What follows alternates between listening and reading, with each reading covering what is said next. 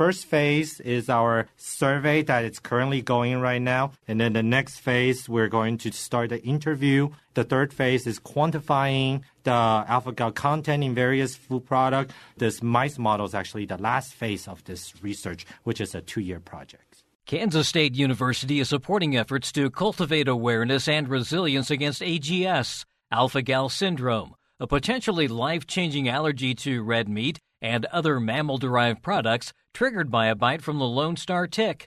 K-State professor in the Department of Entomology, Yoonseong Park, associate professor in the Department of Animal Science and Industry, Michael Chao, and extension assistant professor in food, nutrition, dietetics, and health, Priscilla Brenes, want to better understand the prevalence of AGS in Kansas and the challenges faced by those living with this condition. On today's Sound Living, Understanding AGS. Sound Living is a weekly public affairs program produced by Research and Extension at Kansas State University. I'm Jeff Wichman. Chao explains how the 3 researchers came together to work on this project.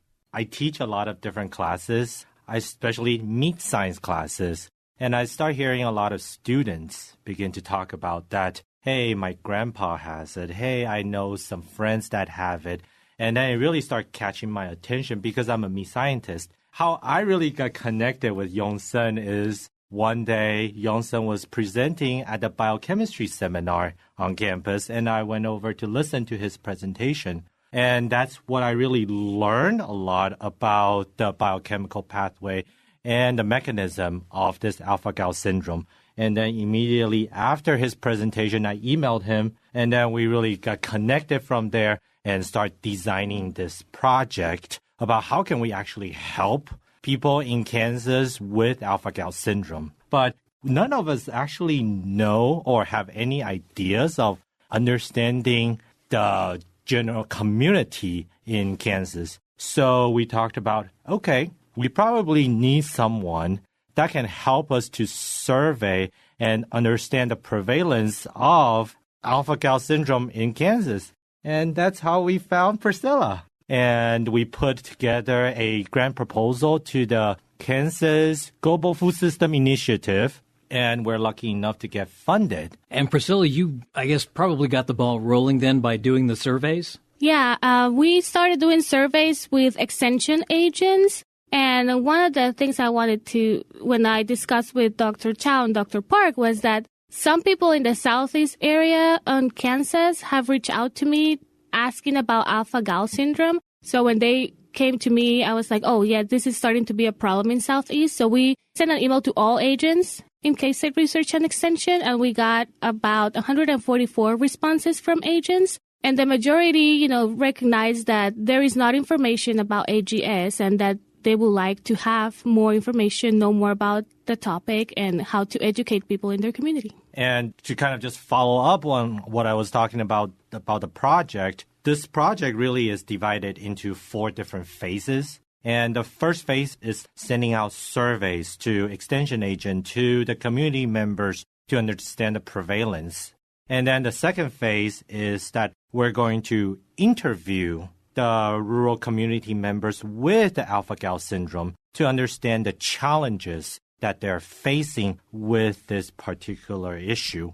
The third and fourth phases are a little bit more unique because as a meat scientist, at the end of the day, we want to help people to reintroduce meat into their diet. So the third phase and the fourth phase, really our goal is to use these specific mice model that they have been genetically modified to be very similar to human. And then we're going to put tick saliva in them to make them basically get alpha-gal syndrome. And then we are going to quantify all these different meat products like hot dog, steak, jerky, you name it. And we feed them to these mice that's been genetically modified and then record their response to eating them. So this way we can find a better relationship between eating red meat and the response to it. And hopefully we can use that information to help people to reintroduce red meat into their diet when they're ready for it, of course. And this is all linked to ticks then, right?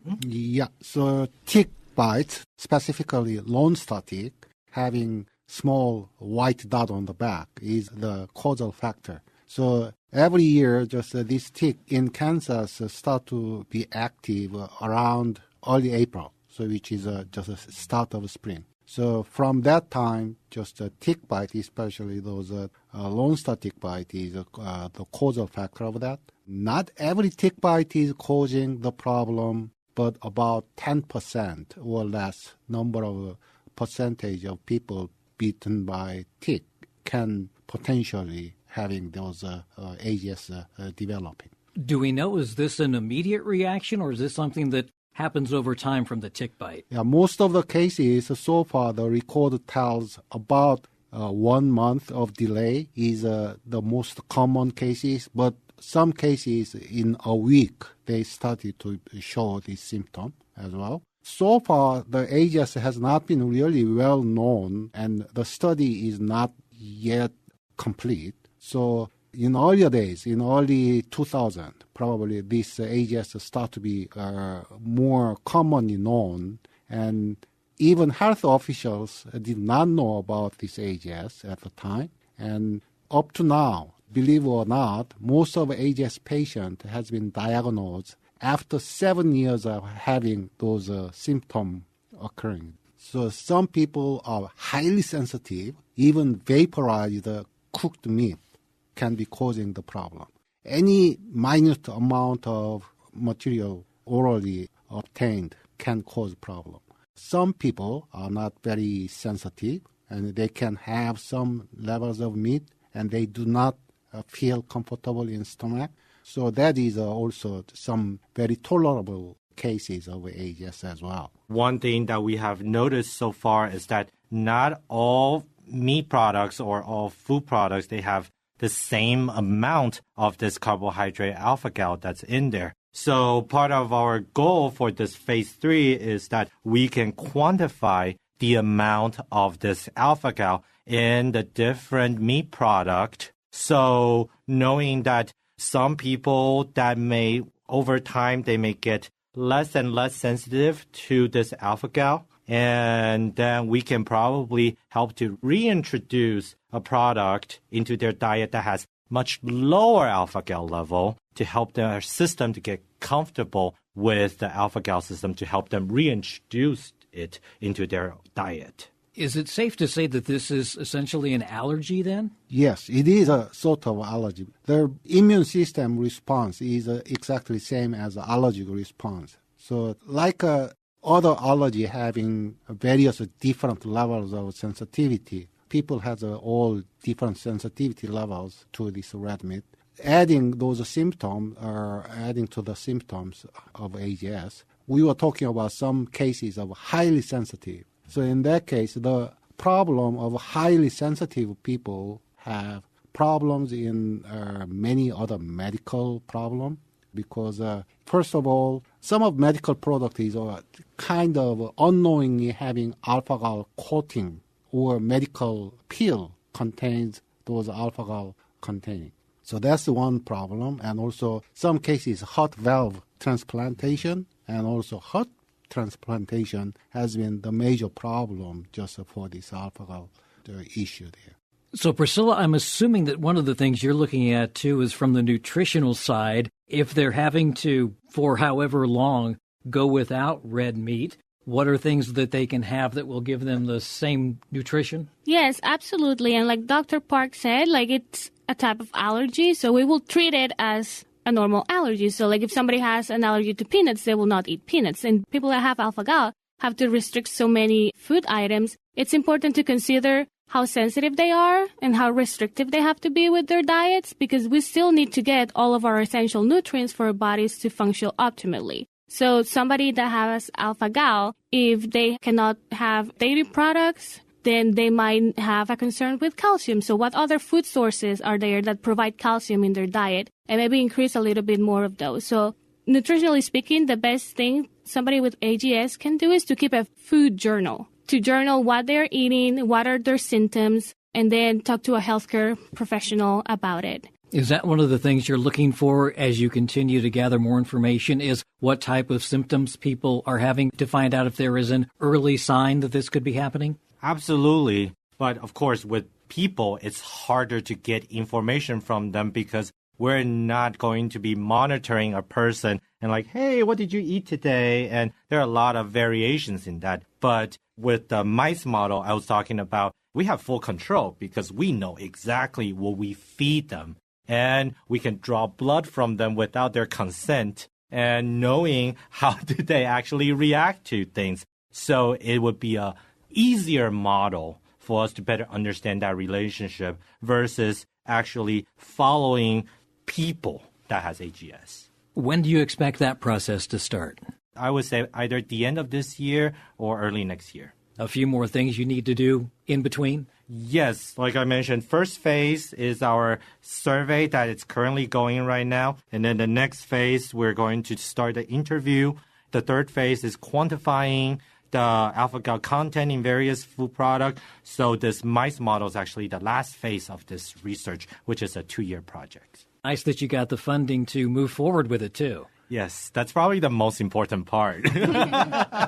Without the funding, it is very, very difficult to get the survey rolling because in this case, we have the funding to provide incentives for people to fill out their survey, which I think we had really, really great results in terms of turn back from the extension survey we got so far. Yeah, we got great result from the extension agents. And now we're asking our extension agents and people in the community to share our other survey that's going to go to the community as a whole. So like if somebody has AGS or knows somebody with AGS, filling out that survey will be really helpful to know, what are their needs, what are the education that they have been receiving. Because one of our goals, too, is to provide education to the community about this issue. In a perfect world, if everything went like you hope it goes, what would the end result be? Would it be some sort of medication that people could take? Or what are you hoping maybe is the end result? So there are 2 separate goals for this particular project.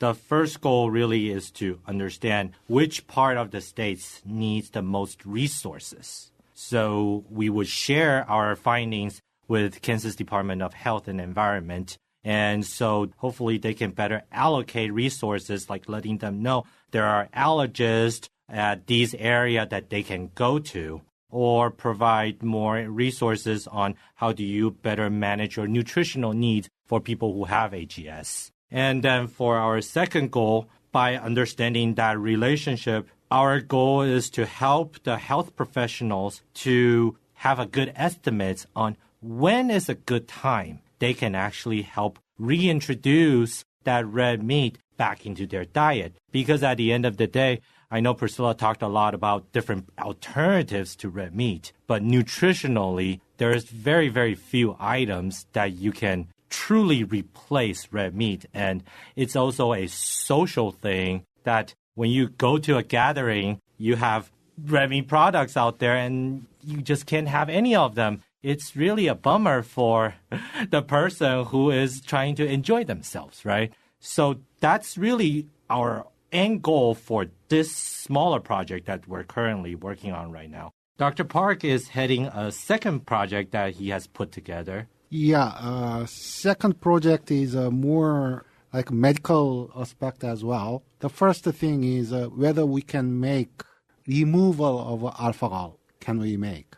There are some enzyme-mediated work we can do in the laboratory in a small test tube. We currently test them, and that can be potentially just in the future industrialized for mass production of a desired product.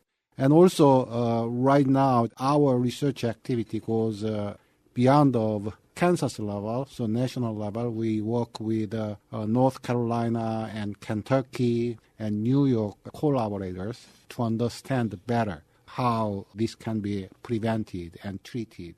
That's K-State professor in the Department of Entomology, Yoonseong Park, associate professor in the Department of Animal Science and Industry, Michael Chao, and extension assistant professor in food, nutrition, dietetics, and health, Priscilla Brenes, with information on AGS. Sound Living is a weekly public affairs program produced by Research and Extension at Kansas State University. I'm Jeff Wichman, and this is the K-State Radio Network.